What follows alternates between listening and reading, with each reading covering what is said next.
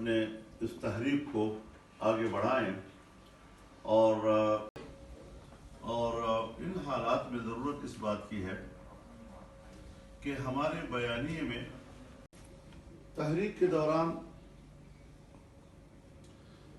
हमारे पास हिकमत अमली में अपनी पार्टी के मखसूस नज़रियात और अफकार से थोड़ा बुलंद होकर क्या हमने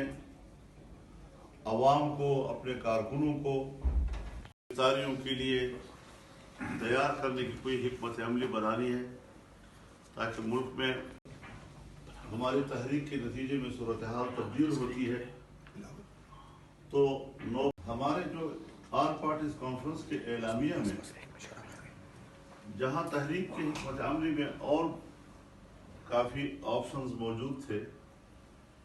वहाँ है वो तकरीबन चार्टर है हमारे SPDM का, और उसमें एक बात तय थी कि हम इस्टेब्लिशमेंट का नाम लेंगे, किसी एक महकमे का या किसी फ़र्द का हमने नाम तो उसमें नहीं, उसका जिक्र नहीं था, ना ही उसमें कोई इत्फाक रहा था कि कोई नाम लेना है या नहीं लेना। इस्टेब्लिशमेंट की बात ज़रूर हुई थी और पीपल्स पार्टी आज भी इस्टेब्लिशमेंट की बात इस्टेब्लिशमेंट पे एतराज़ है, किसी फर्द पे एतराज़ नहीं ले रहे। और अभी अगर उसमें कोई तब्दीली आएगी तो फिर मैं समझता हूँ कि APC को दोबारा बैठना है या PDM को दोबारा एक बड़ी मीटिंग करके उस पर जो है वो अपना